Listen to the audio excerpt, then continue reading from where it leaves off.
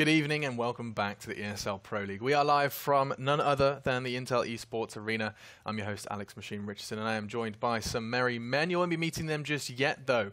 We've got a whole lot of an action-packed week as we're starting to close out the Pro League. We will have our top 6 as they battle for their road to Odense, however you want to pronounce it. Either way, the games today are up on your screens. We start with mousesports versus HellRaisers. We'll then be delving into FaZe versus Fnatic, a big one for FaZe. Should they pick up the 2-0 here, they will be the first team in the European region to be secured. That's right, they will be securing themselves at least a spot in those finals. Whether it will be the top spot is yet to be determined. That's everything that's coming up on tonight's show. Let's take a closer look at some of these teams though. mousesports, HellRaisers, FaZe, Fnatic.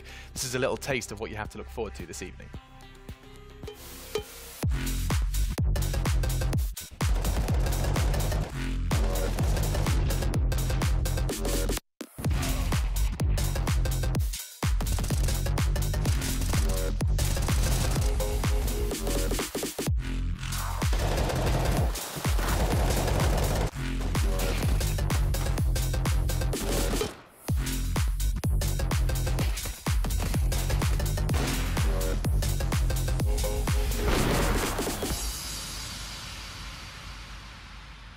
Now, I know that's going to just whet your appetite for what you have to indulge in this evening. Hopefully we get some more spicy plays from them and some spicy analysis from my chili peppers. We have Janko Paunovic and we have Chad Birchall. Gentlemen, I like the camel. How are you doing, my Australian compadre? Janko and I are very full. I think that's probably the best way to put our current state. I took him to, look, Emil, he does a lot for us. He recommended a burger joint. I've been a couple of times. Okay. I took Janko, we went on a bit of a date. We experienced the burger. And I said, Janko, have you eaten yet today? He said, nah. I said, let's get a double. We got a double. Too much. When you say double, are we talking about like 2 sliders, or as in one burger? With 2 big old patties of meat. 2 huge amounts of meat. And double cheese. Fries. And a Coke. And I feel like that's all I'm going to eat this whole day. So you're going to go into like a minute hibernation. Even the divine sandwich that we have later on, I think it's going to have to be, taken back to the hotel. Consumed at a later day. Yeah. A later day. That sandwich is the highlight of some of your days, and you're not even going to eat it. That's saying a lot. You guys don't realize that. That's how good the burger is here in Copenhagen. And you get, there's fantastic food all around Denmark. We'll come to that in just a little bit. First of all, though, I do think we should probably bring up those standings, because when we get to the end of the Pro League, this is where these numbers next to their names means a whole lot. Top 6 make it to Odense. Yeah, and you already mentioned FaZe Clan with the Chad's least favorite team. With a 2-0 tonight, they might secure a spot at the LAN playoffs. Chad is not too happy about that one, but what can you do? They're just objectively pretty darn good. Don't interrupt me when I speak. We also have, teams like G2, after a lousy start, they're up there as well. And in the other game, mousesports versus HellRaisers, you can see they're not out of contention yet for playoffs. It's going to be difficult. But, a 2-0 for either of the teams would go a long way in this one. You want a funny or not so funny fact? The fact that Na'Vi could actually still qualify for the playoffs, there's some mathematical equation, possibility, chance. What if all of the top 6 lose all of their matches and they beat all of theirs, and then... Look, we might need an expert to break down the maths. Do you know what you might need? I think you might need to see the matches remaining. That'll probably help you. So this is what we have. FaZe Clan have yet to play Fnatic and indeed Na'Vi. So if they pick up a 2-0 there, they're on their way, Chad, to your crazy prediction. Fnatic, FaZe, and G2. And we have mousesports playing HellRaisers and Astralis. After that, I believe there's some more. HellRaisers, they've got 3 games to play. These are all those teams with 3. mousesports, G2, Godsend, Astralis, Rockin' Na'Vi, and Astralis could climb if they perform well in those last ones. You see the way we had the top 6. If we could just lock that in right now, we don't have to play any more games. That top 6 is fine. Let's not have any other changes. Let's leave it like that. Don't paint me as the FaZe enemy like Jason is against Optic. I like FaZe. It's just because I didn't put him in the pay safe card thing. You got a bit upset. Well, you clearly don't think they have MVP-worthy players. I have now. I fixed it. I've put Rain and Nico in there. So what's the curveballs that ruins your dream top 6? I'm trying to think. Who's like just nipping at the butt, nipping at the heels? Like LDLC could pull some grab it out of our hat somehow. Yeah, exactly. HellRaisers are one of the mousesports even. They could still make the playoffs. It just means everybody else has to kind of fall flat on their face.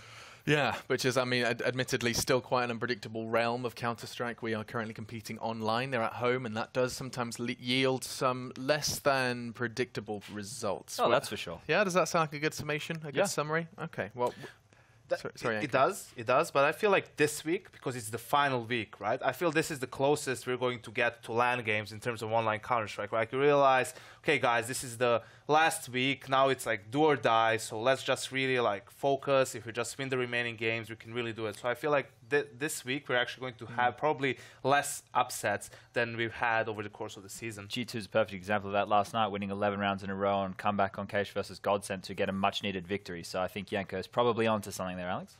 Okay. It's onto something. What it is, we'll have to find out in just a little bit.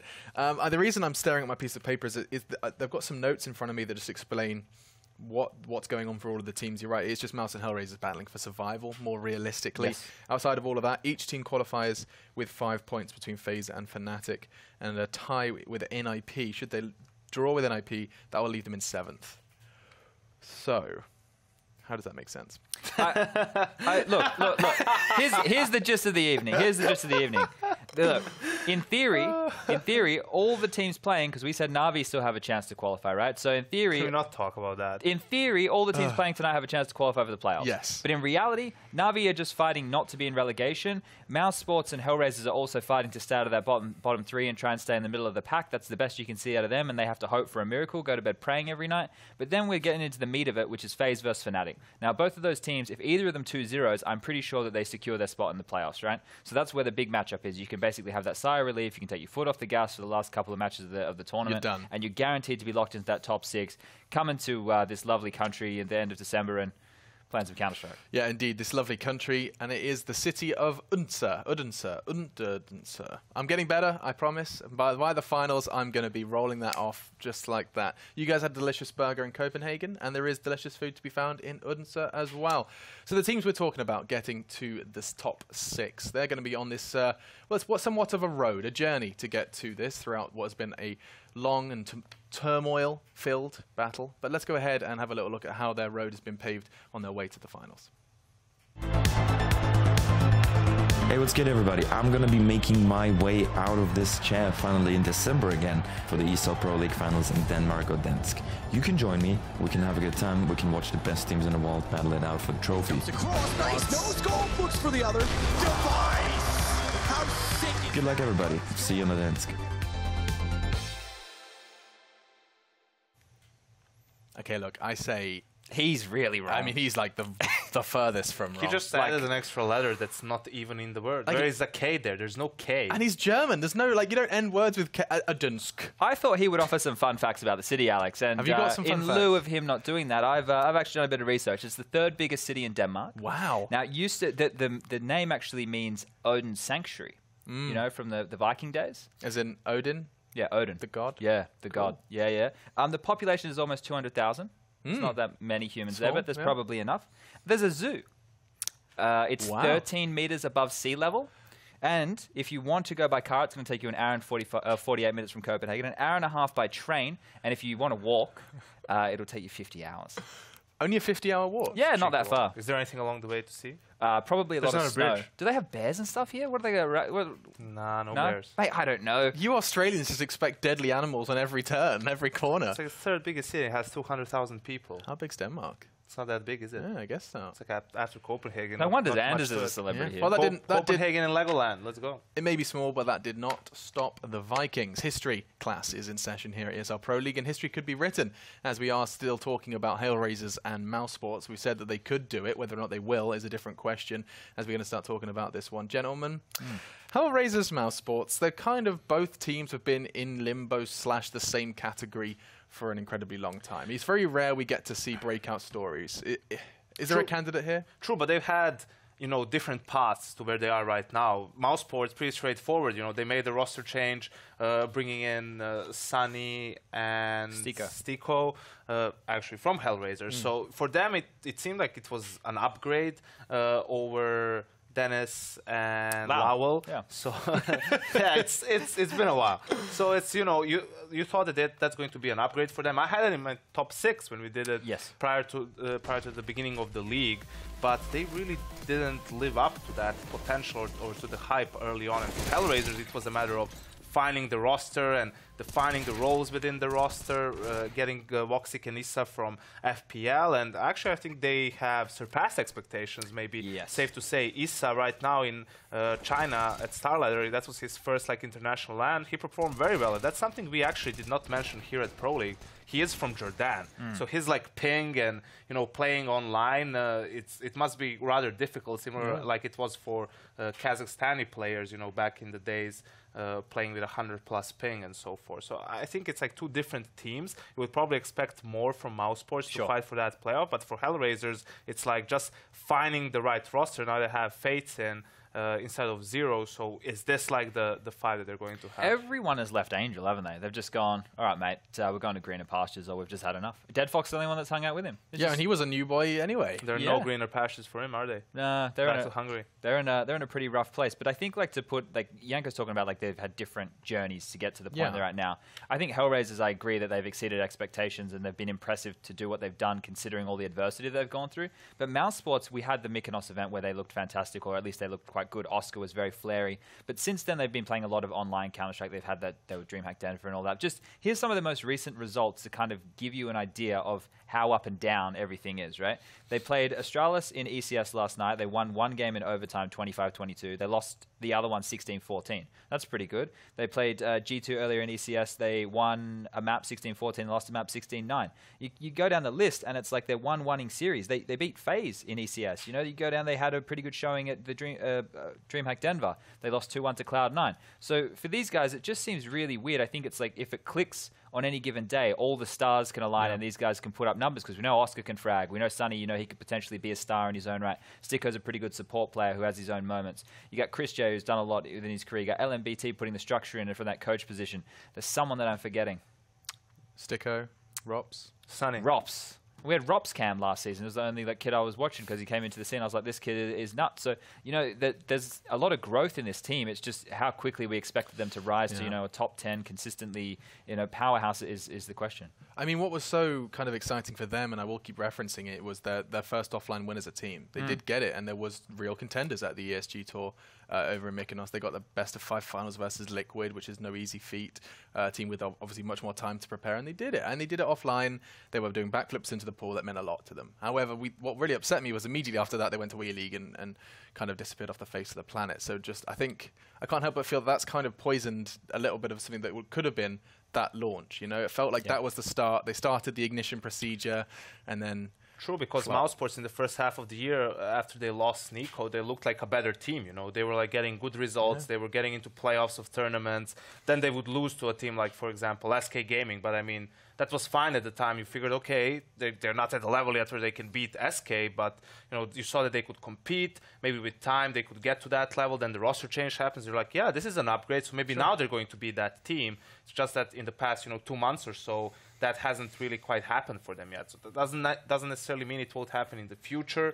But you need to see some good signs from them soon to really still have faith in this particular roster. I just want to spend our last couple of minutes then not actually talking about the maps, unless there is anything that desperately needs to be said about Mirage, which is where we're going first. Oscar's Playground. Okay. Yeah. Oscar's Playground on Mirage. But actually, I wanted to spend the time instead talking about the fact that we are seeing more and more of players who are not known for in-game leading taking this leadership role.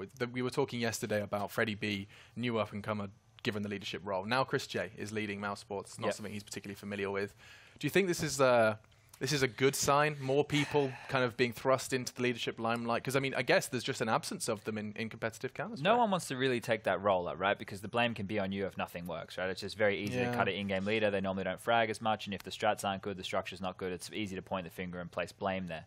The thing is, I think you need, people to want to do it from the beginning, because you learn from other in-game leaders. That's kind of the way it works, right? You don't just wake up and go one day, I'm going to be an in-game leader. I'm going to throw this smoke and then they'll push there. It's really hard, right? You need to learn from other people and have that initiative. I think we kind of have a way to cheat the system now with coaches being able to, grab an experienced player. Chris J is one of the older players on this mousesports roster who's been playing Counter-Strike for a long period of time. He has a lot of experience. He's played under a lot of in-game leaders. He's learned from them. Then with LMBT there to guide the ship and help him out where he needs to fill the gaps. That's a good way of doing it. But the temperament of the person has to be there. The willingness, the mental fortitude and strength to be able to go through the tough times is one of the hardest things I think there is to find.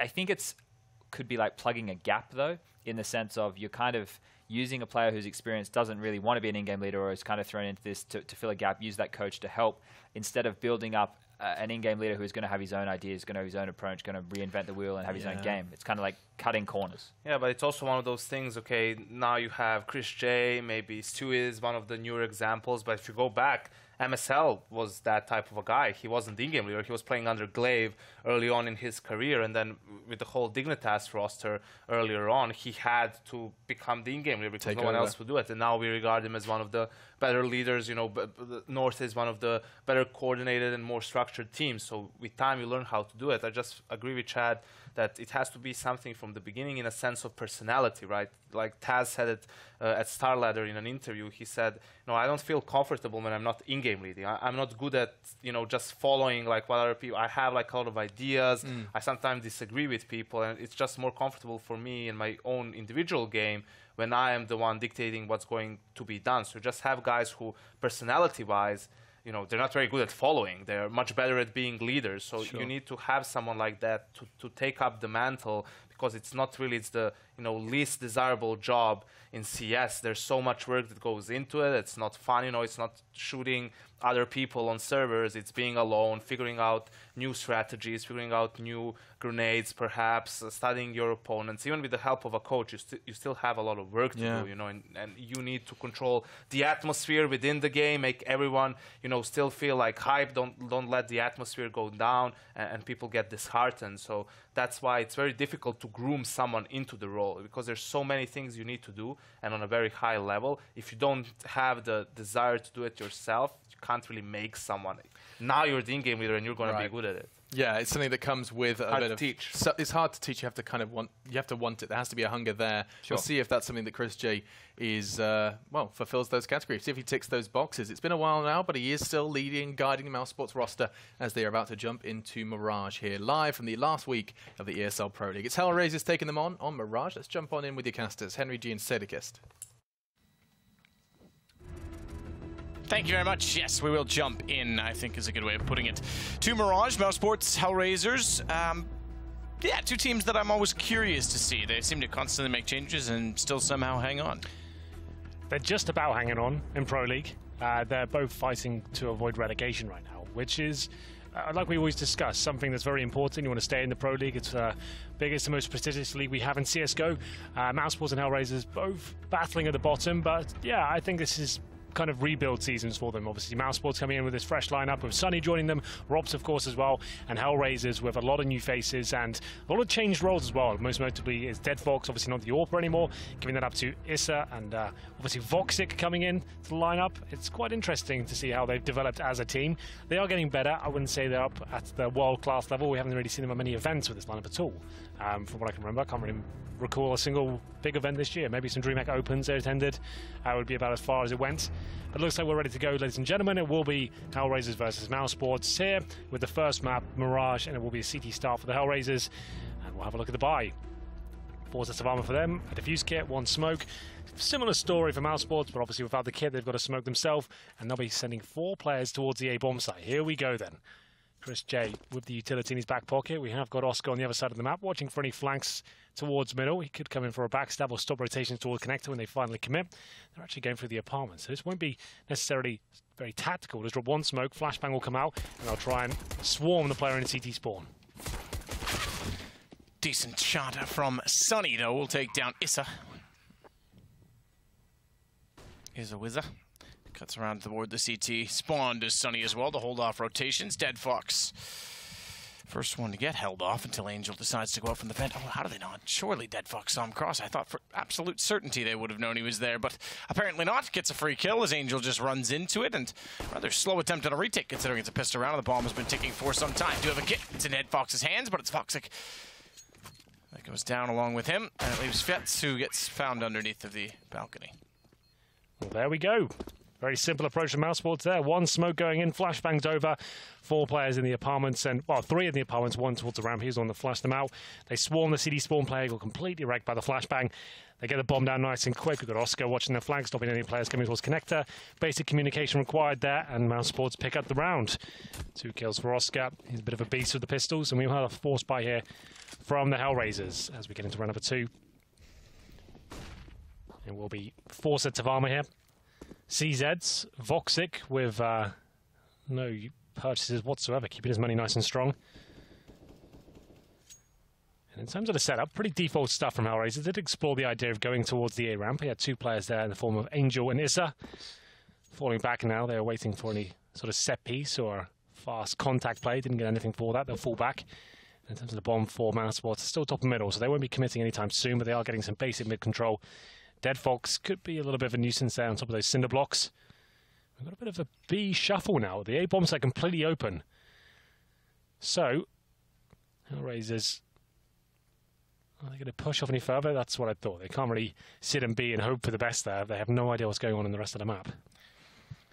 Chris J holding off the angle toward the catwalk is Voxic that's already in line to potentially be spotted and go down. As you said, they couldn't really go much further, so he backs off. Interestingly, they will evaluate A site now, but bomb's still over toward Horseshoe. Should, yeah, with Angel getting the kill and Sunny go toward A. That'll be a natural conclusion. And that's fine. They threw the SMG in towards the B bomb site. Sunny gives the nice call. Okay, they're actually fully stacked on the bomb site. I've given them nothing more than UMP. He won't be able to retake the bomb site with that. And completely overrun bomb site towards A now. At this point, the CTs will be considering saving their armor and upgraded pistols. No real reason to go for the retake. You're not going to win the round. That categorically won't happen. Maybe explore the idea of trying to find some exit kills, but they are challenging us. I'm very surprised at that. Like, the fact they'll willingly give up those armors and pistols. There's no need for that. You had 2 players on like 10 HP. They're still rushing towards CD spawn like that was going to do anything. Not the smartest of plays from HellRaisers. Definitely could have saved. As soon as that bomb going down, I'm saving that UMP and those upgraded pistols and the armor as well. Wait for them to come chasing you, then you get some farm. No reason to push in and find the crossfires. You become the offense then. Well, they'll have absolutely nothing into this round number 3. And I don't think much will be purchased. Just a PD-50 for Fets. And an easy round incoming for mousesports here. They'll go towards A. They can play a contact here, especially with the pistol going in first. An armoured heads and a little headshot there from Sticko. Nice and crisp. He'll get the first. And Issa's undetected for now, but hasn't really got the weaponry to make a huge dent. He does find 1 kill. That was quite good. And maybe we get more and more as well as Sunny gets tagged up to 10 HP. 4 on 3. Still no real chance of winning the round, of course, but still some damage inflicted. Voxic down to 15 HP. Fets, he'll be trying to join him. That's the former down, and finally the 5th kill as well. 3-0, very comfortable stuff for mousesports. First gun round coming in. Remember the CTs did force buy in the second, but Voxic not buying a single thing. He's got 6k, so he gets a potential AWP out this round. There it is. Yep. Early AWP with Galil still for Sunny, but he's got money left over. They all do on the T side. They'll hold what they've got and go for broke. Go for break, I should say. Love to shut HellRaisers down early. Angel, quick shots in toward a default smoke. Dead Fox finds the kill on Sticko instead. Yeah. He has been quite good with that rifle recently. Off the all broad, he finds his second. That was lovely. It won't be enough, though, to hold the B bomb side. 2 frags come in favour of mousesports as Angel to try and retake here, and he's doing a good job so far. Takes the man advantage. Bomb will be planted, possibly here by Oscar. It's a bit of a risk, but he has got cover. 3 on 2 begins. Remember, HellRaisers don't have a single kit here, so they need to act very quickly. Smoked out. This is not looking too good.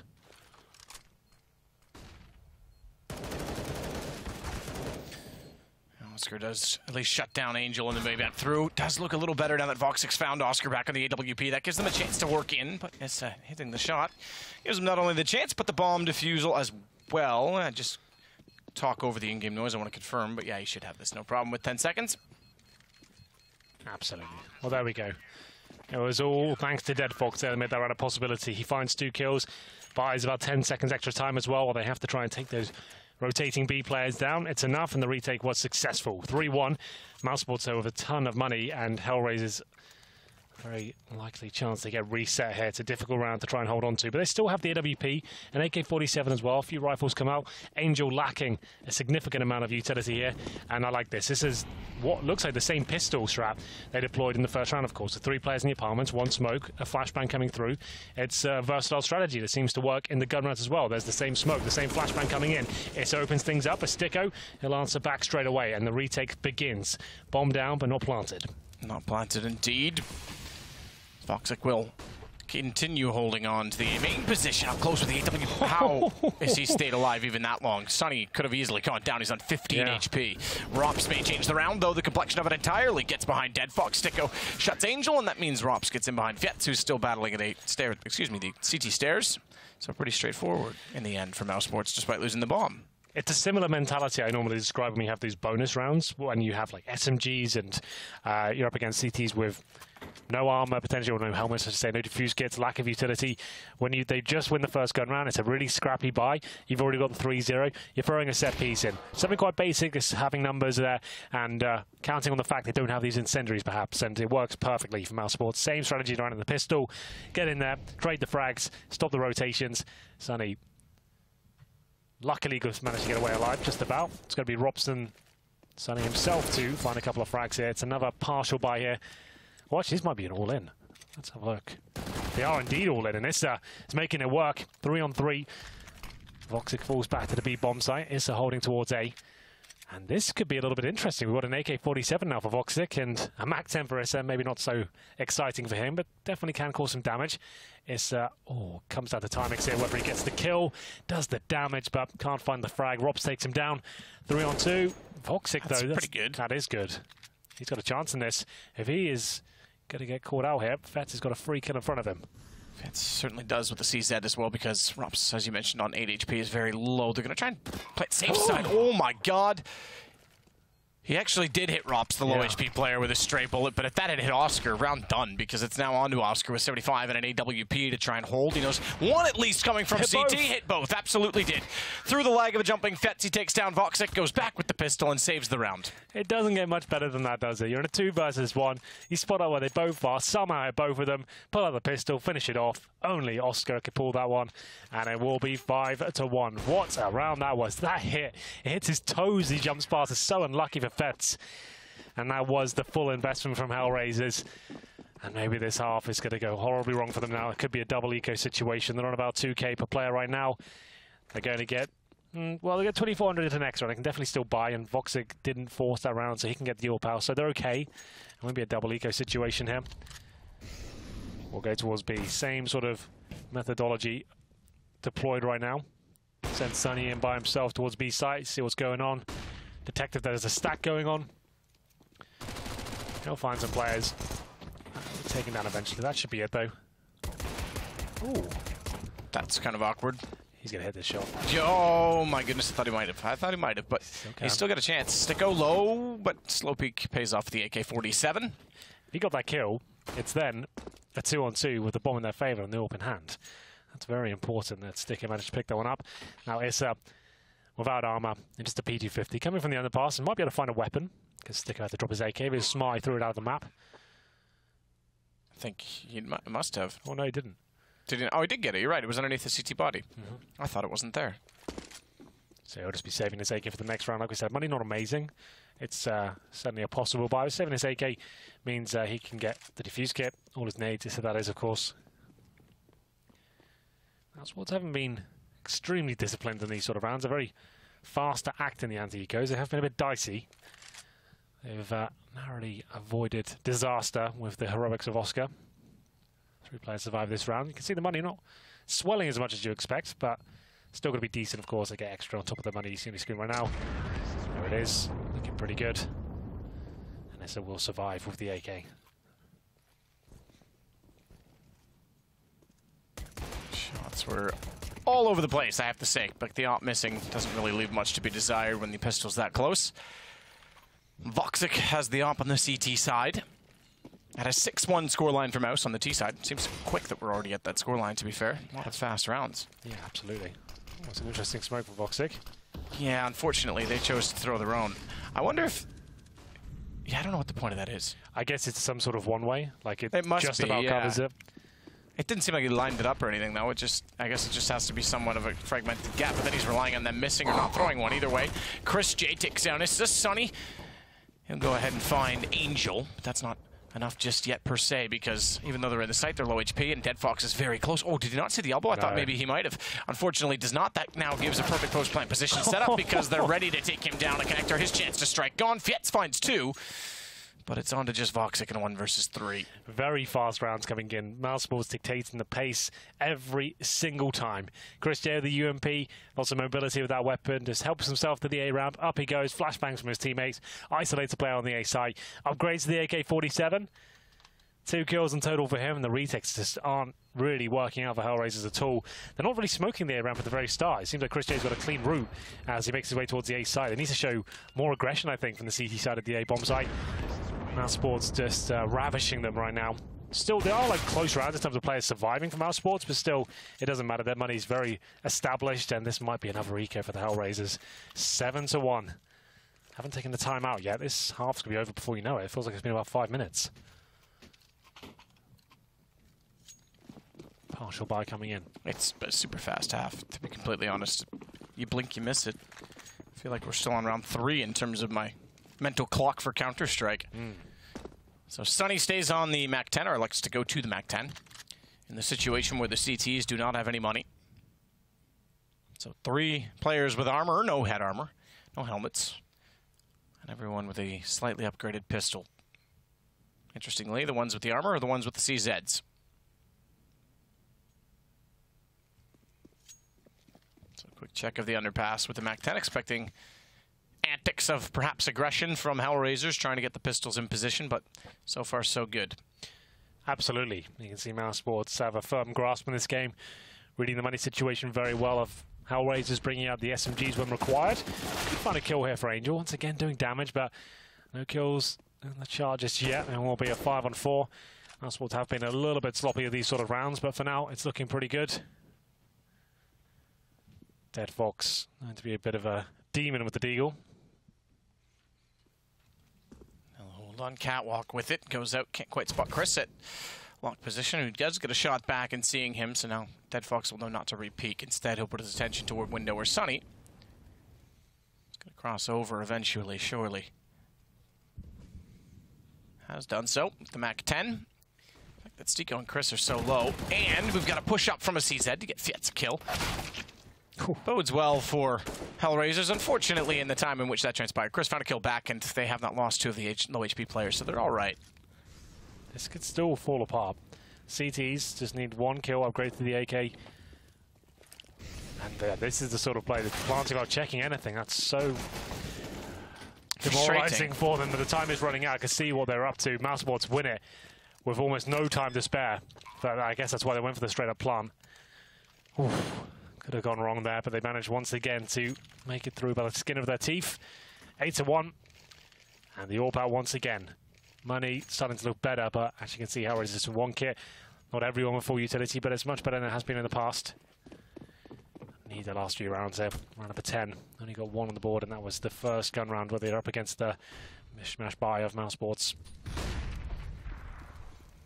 Looks like another set piece of the back here potentially, with Robs getting the first shot. That's so unlucky. He wants a full back here. The nade could be flying in. He's so aggressive, this guy. Taken down, and it will be the advantage for HellRaisers finally. Can they convert it? Stico, good shot to Angel. Smokes front of the side, interestingly, to try and get over to grab the bomb, but to grab the additional utility. You're right, but he isn't B. And look at the setup for the CTs. They're waiting for rotations on call, but he's already so far in that when they go, he's going to have position covered. They're going to have to walk back in, like, really sheepishly. Right now. Look at this. Oh, okay. X-ray. We both thought the same. Yeah. So but he's just got this locked down. I'd like it to watch window. I think that would be much better. Now he doesn't really have that advantage. He doesn't get the call if the rotations come in. But the smoke buys him a bit more time. And remember, I do 1 kit here. They do have smokes. The AWP on the retake, a smoke towards short. This is looking really good for mousesports. Well recovered. They have the boost over it. That's the only option now. Well, they'll go for it with the AWP. And unfortunately, Despite what seemed like a reasonably quick flick, Foxa couldn't get there in time. Stico just holds the angle. Yeah, round done. 3 kills for Stico. That was really well read as well. You can see he's got a complete understanding of what the CT's options are. The only way they're going to get kills there with the lack of kits and now manpower, push through that smoke and try and hope they're not looking at that particular angle. But Stico, one step ahead of it, finds his 3rd kill of the round. And Dead Fox, the former op of the team, trying to hold on to it. Missed shot there. He'll probably survive still. There's no one on the other side. Oh, he doesn't rotate. Goodness gracious, I thought he'd be out. He assumed he was getting pincered in. I'm sure this is the work of Stico. Really well played. Voxic, you saw it, almost got the flick down, but obviously not an angle you'd be pre-firing. And a pause comes through, 9-1. Maximum loss bonus, but that's not enough to buy on the CT side. $3,400 per player. Then obviously any kill reward you got with the rifles in the previous round. $300 a piece usually. Pause here. The only real option you can't buy into this round. You're going to have to take CZs again.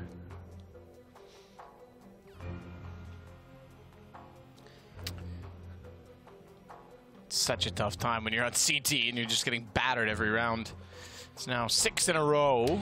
The thing is they just don't have the chance to really experiment with aggressive tactics because they're losing every single duel right now. The money's not getting there, and they need to play defaults, but they're getting completely wrecked on the A-bomb side. They need to show more aggression there, I think. Maybe get a double AWP set up. Let's just get 1 AWP established in B. Just leaving the balcony, just hope for the best over there. Let's try and get 4 players on the A side of the map. Maybe a little bit more active in terms of like challenging that A ramp because mousesports are just enjoying walking up there right now. And we have got the CZs once again, like I said. That was the only real option for the HellRaisers side here. Voxic, the AWPer, not going to be purchasing anything once again. Very disciplined of him. He's had about 4 of those rounds now. He has absolutely nothing.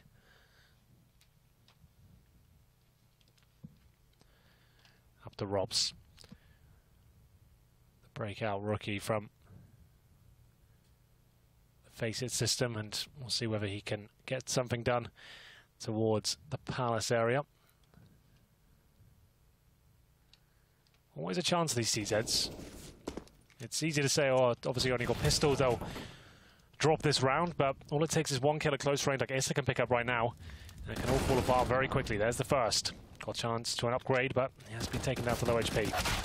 No HP indeed. Chris J could find a Dead Fox at least. Keeps the round in contention and well and truly in hand. For mousesports, as Izai's got the AK picked up.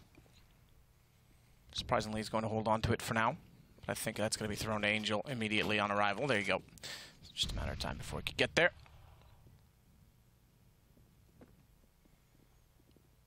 So Angel to Tetris with it all to play for. CT side that struggles as they go down to 2.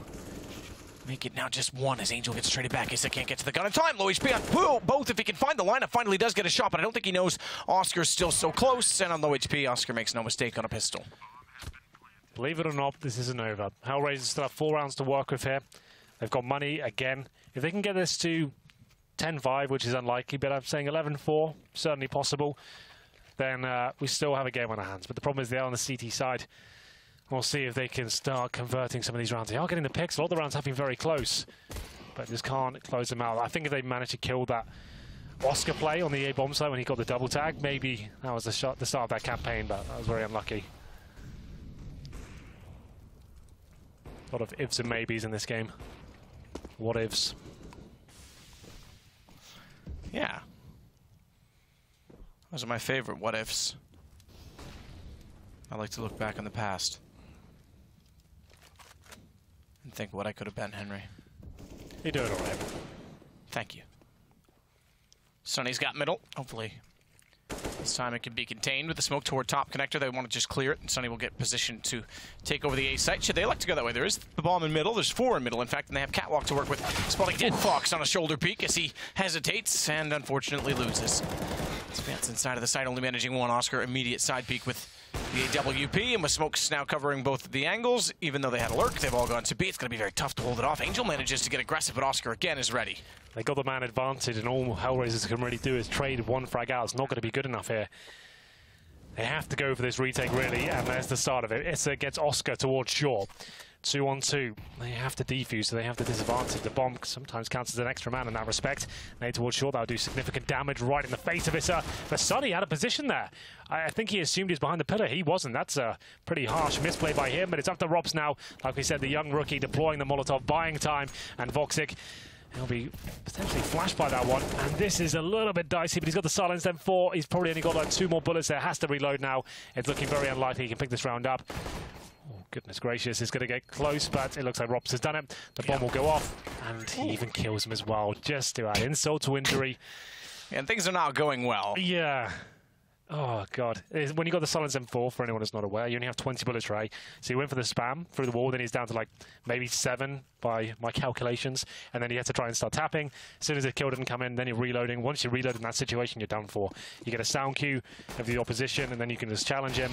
And that Molotov deployed as well. The round was over. Now we got to the point where HellRaisers just have to keep force buying. They have to win rounds here. They'll go for some Famases, and we'll have an opening kill, but the trade favours the terrorists, even in a full gun round. Another nade to the face there. Dead Fox. He'll sheepishly fall back. He's got no nades to cover himself. He knows players are probably towards top of middle, and Sonny's coming. One of the hardest hitting fraggers in the mousesports side. I'll take him down. No headshot there, but Voxic. Oh, it's so frustrating. Everything they're trying is being shut down. This is absolute masterclass. So mousesports, everyone's hitting their shots. They're dictating the pace of the game. I like this though, Voxic. No! Okay, he gets caught with his nade out. I thought he looked the wrong way. That can sometimes have some interesting battles there, that wooden beam. But now a 3-on-3. Voxic's going to head back down to the underpass. Stico waits inside of connector. And they'll hold position because they only have to worry so much at this point about CT spawn. No, I take it back, actually. Oscar does have a smoke. I was going to say no smokes to cover it, but they certainly have one if they'd elect to do so. Instead, they'll go close mid-site smoke for the safe plant. It doesn't necessarily hinder any angles, but it'll give them vision toward post-plant should they look towards CT immediately after. And Mustiko's still inside a connector. There's so much he can work with. No kids here, no nades. 3-on-2. I think you get the picture. It's not looking great. It's pretty grim, actually. Angel and Issa. Sometimes when you need a miracle, these are the rounds that deliver the goods. They might just be saving, though. Oh, they are. It's going to be 12-1. The first game of the evening, the final week of Pro League, day number 2. And it's not really living up to expectations. There's both these teams fighting to avoid relegation right now, I think. And mousesports, I think, about mid-table, if I'm not mistaken. So maybe it's more HellRaisers that are looking a little more worse aware than them. Sticker gets 1, and that's enough, though, because he's got tons of money. Doesn't matter, Angel kills him. The fact he just took down another HellRaisers player means it's a struggle to justify force buying here. But like I said before, you need rounds on the board. You just have to force buy. You don't really have a choice. You have to go all in. Absolutely. Absolutely have to get rounds on the board. Your theory of this isn't over is starting to look grim because it's, I mean, 12-3 best case scenario, and you've got pistols and 1 M4 to work with. No armor even on Voxic. So he's saying 2 smokes in the next round. 3 smokes, excuse me. So they didn't actually spend all the money. I think it would have been worth it. The fact he would have saved him 4. They had enough for like UMPs, Famases and stuff. I think you'd go for it. You need more than 2 rounds on the board at this point. The way you're getting wrecked is just not looking too good. Dead Fox.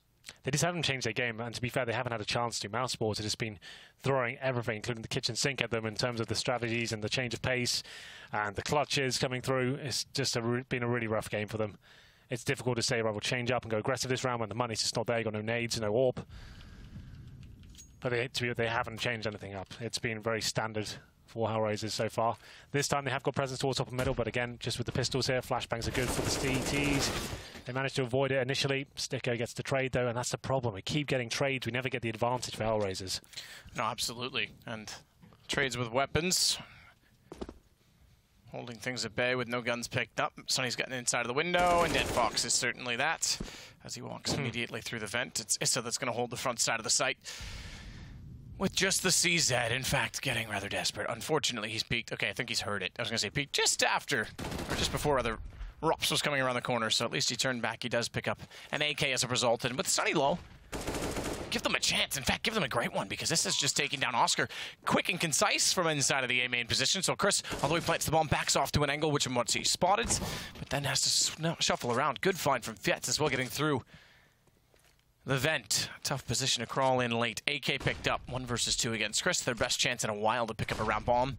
Still ticks, no kits, and they line up. Oh no, they line up. As soon as they have a chance, Chris denies. Again, it's another 2 versus 1 they line up for them. Chris J, good flashbang usage. Disjointed them somewhat. The AK had the chance, but had to spray for his teammate. I didn't see it from his POV. Whether he stopped shooting, you should always just keep firing for your teammate. Don't let him kill both of you, but to be fair, I think Chris J had the upper hand there the entire time. Well, there we go. 13-1. The double orb set up for the first time here, I believe.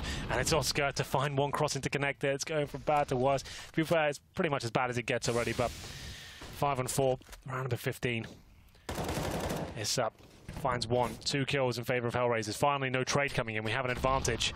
Into the face of Issa and a Molotov on the feed as well. Oscar waiting for him. He somehow comes out on top there, keeps the advantage. 1:25 now. Flashbangs in towards Connector, and Rops looking quite scary. He's a very assertive and aggressive player. Very good at finding those opening picks. Snicko looks towards Connector. That's where 2 of them are. Spots the trajectory of a grenade and looks to fight. He's been hitting absolutely everything today. Looks pretty good. Good shot again. Sticko as he goes back out. Dead Fox goes down, and HellRaisers bring it closer, but Rops takes away that hope. 13-1 looking like it may become 14 as Rops will run all the way back around. He does only have 21 HP, mind you. So Voxic with armor and an AK is in a reasonable position. In fact, pushing up middle. He may... he likes to go catwalk, so he'll still greet him in the sight, but I was going to say may have spotted Rops even heading in toward the apartments at this point in time. He should hear him, I think, from the corner of catwalk because he took a few steps to get closer. Molotov certainly will negate his chances, Voxic, of getting inside of the site, but he thinks not of it. So Rops plays direct to the one-on-one as Voxic gets closer and closer. Molotov goes out, but it's far too deep. Voxic close. Voxic has the angle as a result of it, and a good find finally around. And they go 13-2. 13-2. It's not looking great, but it's certainly better than 14-1. Voxic finally gets a clutch there for the HellRaisers, but it looks like a mousesports game. It's going to take an absolute miracle to get back into this one, but it's going to start in the pistol round in the second half. We'll see what they can do, and maybe they can get back into it after the break.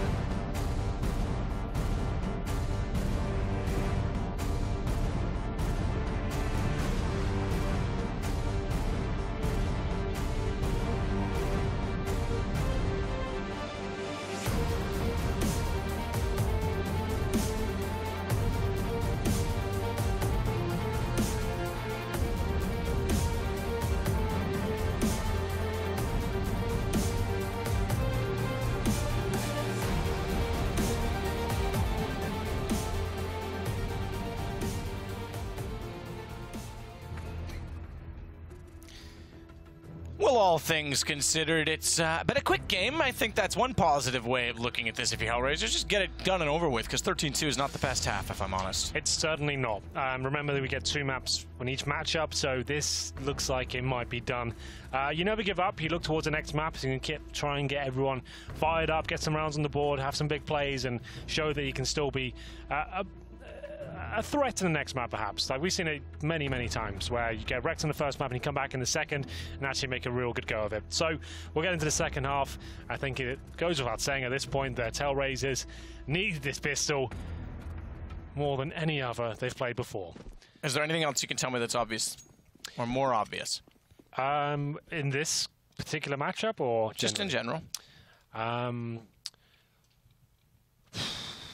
Pretty tough, isn't it? Yeah, I'm not sure. Water is wet. What about when it's frozen? Still wet then? Moving on. Foxic. You weren't supposed to stump me, Hank. Goes into the site. Angel will work up from connector smoke down at the top of it, but they'll push through because they want to go on the site in fashion. There we go. And now they've got something to roll with. Fiat finds the first one. Angel wraps in to find Oscar immediately after, and bomb planted. Planted, but Chris J arriving. Ooh, I thought maybe he got a shot toward the planter. Can't do so, and he goes down. And it does look like HellRaisers will pick up the pistol. I won't speak too soon. Sonny's inside of the site, gets one at least. He gets one. A lot of work to do here. Bomb ticking away as well. 4 versus 2. Sonny and Robs up to the challenge. Might as well go for it. Got nothing to lose at this point. And they get the first headshot. Surely not. There we go. It will be Issad to pretty much secure it. 2 versus 1 for Robs now. Has got the kit to work with. He's had to find both kills very quickly at this point. They've got him off the defuse. And he's looking to bully them at the jungle position, but doesn't happen. And that's what we needed from HellRaisers there. Very basic pistol round, 1 smoke, flashbangs going in. Similar approach what mousesports brought to the table in the first half. They find the first 2 frags, 5 on 3. The retake very difficult at that point. And now with mousesports, you do not need to force buy here at all. It does not need to happen, categorically. Best of 1, we're fighting relegation. Sure, you've been the much better team in terms of frags. I'd be calling on the coach right now. Let's just take a full eco. Close it out as quickly as possible. But we'll see. They'll all be force buying. They are their own people, their own ideas. Let's see what they can do with it. Oscar with just the decal. Voxic will be at the top of middle. He's got Angel up close, or to the connector, not to his point of view, but you understand what I mean. Sometimes maybe you don't. Doesn't really matter. I don't care. Oxic back. Oxic. Is Oxic toxic? Much like Voxic. Oscar goes back through the vents. It's Dead Fox and Issa, though, that open things up. Well done. Well struck with the Galils. 2 of the 4 weapons up. And it now leaves us with 1-man advantage on the HellRaisers side as they look to try and take over the site at A once more. The one problem in all of this is that Sticko's coming from the underpass, and if they aren't ready for his presence to be so quickly felt behind them, he could find kills, but they do turn around. It's traded. The bomb goes down, but traded's fine. It's just Rops remaining. And I say that, and he instantly hits a great 1 deke. I was going to say they should be able to take him down regardless of bomb position and plant. He's going to isolate this down into 2 1-on-1s essentially, or is he? Because unfortunately it takes a bit too long. Fiats finds the angle anyway. Force Buy finds 3 kills, but nothing on the board for mousesports in the second half so far. Good work by Feds to get these kills towards the jungle position and connector as well. Nice shot. This is what I'm talking about. Get that confidence built up and start hitting some nice shots and make the scoreline at least competitive, and you can move on to the next map. Has to be a full eco, of course, for mousesports. As I mentioned before, I didn't really agree with that Force Buy. I think most pros should be using the philosophy, if you have this huge lead, just close it out with the rifles. And unless it's like an 8-7 half, that's what I'm thinking. Like, okay, that's when you're trying to steal away with the pistols, break their serve, if you will.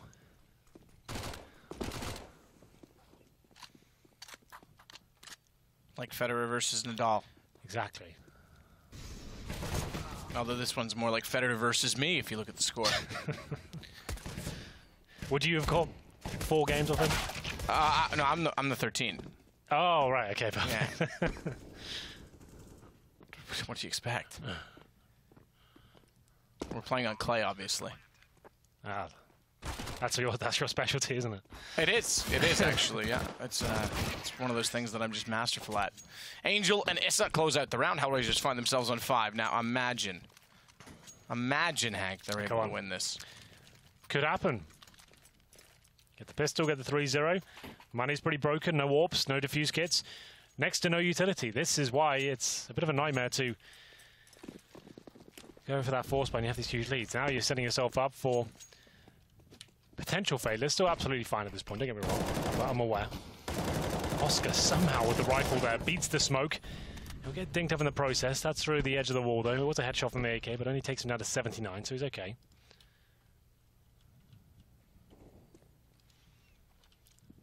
And we have the man advantage from mousesports. Looking to close this game out as early as possible. Win this round and they're established. They lose it, they're down to another eco, and that's where things start to become a bit worrying. Yeah, interestingly enough, they do. I mean, that's the thing with CS. It's so momentum-based. T-sides are far more capable of comebacks, I think, than CTs. Yeah. Even though we used to say it was CT-sided as a game primarily. Just mainly down to the economy system and the fact that it costs a lot more to invest with the CT side. You obviously need the incendiaries that cost more. Diffuse gives us $400. Nice shot from Chris J. He might even get a double hit. Should have fallen back there, but maybe wanted to have a little bit of a flare there in that moment. 4-on-2 though. Should be a mousesports round here. Time ticking down. 45 seconds remaining. It's going to be Fetz to make his way in towards the B site. It's going to take something magical at this point to save the round, and that won't be happening. 14-5. 3 players survive for mousesports here, so that's a decent amount. If it was like maybe 2 or 1 player surviving for mousesports, you'd be thinking as HellRaisers, right, now we can really shut them down, break their money. But HellRaisers will take a pause here. From what I can see, yes, indeed, it is a HellRaisers pause. They can buy, of course, but they need to think how we can avoid match point this early on. What's the strategy? Is it going to be a set piece? We're going to go for the default or a contact play, a fake perhaps. If we throw the whole strat book at them, the best one we've got there, our favourite, our most successful T-side strat on Mirage.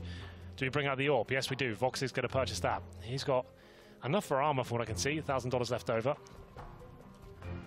I guess he's working out whether he needs to be part of the buy in terms of utility. Is it a set piece where he needs to deploy a smoke? Well, it's... Oh, he goes for 2 flashbangs and body armor. Yeah. Got a number of smokes on CT side. Chance for mousesports to get this on that point and wrap it up, considering the money. So Force, I think, is the only option. You don't want to let them go to 15 when you still have such a distance in front of you on the comeback, but they'll give it a go. On a pistol for Dead Fox, who, remember, is not the primary opper currently on this team. Meanwhile, as Rops gets himself an angle inside of the site, specifically up close to a main. It's the CTs, or excuse me, the Ts that spread themselves out across the map quite evenly. In fact, they're going to evaluate what's going on toward the B site. Fiat's already making contact, perhaps trying to force a rotation, which he has drawn one away from the window. So a trade inside of the A site is favorable, but they still need to act quick, more so because Sunny has found another kill instantly from coming out of connector, and that puts pressure on the rotations back the other way. Issa can't go alone with bomb. As soon as he does, he'll be cut off, and Chris and Oscar, yeah, this is done, unfortunately. They've got a bomb plant down, so there'll be some money for the next round, but Sunny should execute him just to get planted. There it is. Issa gets dropped. 4 players surviving with mousesports. Match point obtained. That's the game, I'm afraid. Not really much they can do to get out of this one. They'll get a bit of a cash injection from the second stage loss bonus and the $800 from that bomb being planted per player. But it'll leave them at, what, like 3.5K maybe per player. And yeah, so we've got that for Angel, 3K for Dead Fox, 3.3 for Issa. So they have to obviously buy here. It'll be a mixture of Galil's, armor, maybe go for CZs on the utility. But I'd be thinking about the next map if I'm the in-game lead right now.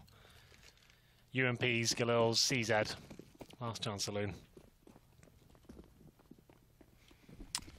Well, we'll give it a go. Why not, Hank? It's been a fast one. 15-5 spray toward the mid top of it, at least, with the smoke landing on the stairwell, which they can fire above. Didn't land top steps, so pretty straightforward position. Rops tries to shut down the attack at the front of the site. Sunny thinks someone's got behind him, or not sure exactly what happened as he sprays all around his own body. That'll allow Issa to walk in and not only find the first kill, but also the second. Immediately on to Oscar. Dead Fox has followed it up. They've actually got the man advantage now, with the bomb down as well on the HellRaisers side. With the bomb down as well. Little grenades for mousesports to really work with here at the same time. It looks like HellRaisers are going to do it with this difficult purchase they had going into round number 6. The bomb ticking away. They'll go for a booster. This is going to waste a lot of time, especially when they're fumbling it like that. I guess at this point, just trying to find some kills. Yeah, this round's done. They're going to have to fall back, and it's going to be HellRaisers staying alive here. Somehow, with a couple of Galils, a couple of UMPs, and 1 CZ, not much utility. And it's Issa to find 2 frags, and a key kill from Dead Fox towards the connector as well. 2 players survive for mousesports, so just guarantees I'll be able to buy into the next round. As I said, at this point, just making sure the scorelines are a little bit more convincing. I really do doubt this will go to overtime. Yeah, certainly a reach, a stretch, but 15-6. Money still available, mousesports, so immediately Oscar onto the AWP. Sticko, I think, yeah, okay, has the AK that was dropped down, so Reasonable for mousesports to call the save on the last round. Chris is going to get aggressive as well onto Cat. Smoke down, he goes above it. It's so interesting with Oscar on the team that Chris is also, much like Dead Fox, transferred into a rifle role. And Chris going to get aggressive as well. Dead Fox is behind the boxes. In fact, he's got a bit of a problem because if he goes aggressive in this angle... Oh, okay, Oscar's going to save him. I was going to say he'll walk directly into a crossfire, but that's not going to happen. And Chris finds Dead Fox immediately after. Spray back through the smoke. And Sunny's found, but Chris responds. Angel goes down. That's again top middle with Bomb. And then Ofetz is working out from lower mid. So Chris, okay, fair enough. I thought should have been ready for that angle. Unfortunately, is not. And a missed shot Oscar could actually transform the round because he's in the open. Unfortunately, Rob's too close. That's the... Excuse me, the game, and apparently also my voice. Indeed, it wasn't the most exciting way to kick off day number 2 in the final week of the online section of Pro League, but mousesports put on a bit of a clinic there, dictating the pace throughout, showing us that the tactics didn't really have to be too flamboyant or detailed, but they're staying as a tight unit, hitting every single shot. All of them look great there, and HellRaisers got a lot of work to do if they're going to do anything in map number 2. But that's all from us for now. We'll be back later, but first we'll throw to a break and come back with the analyst desk.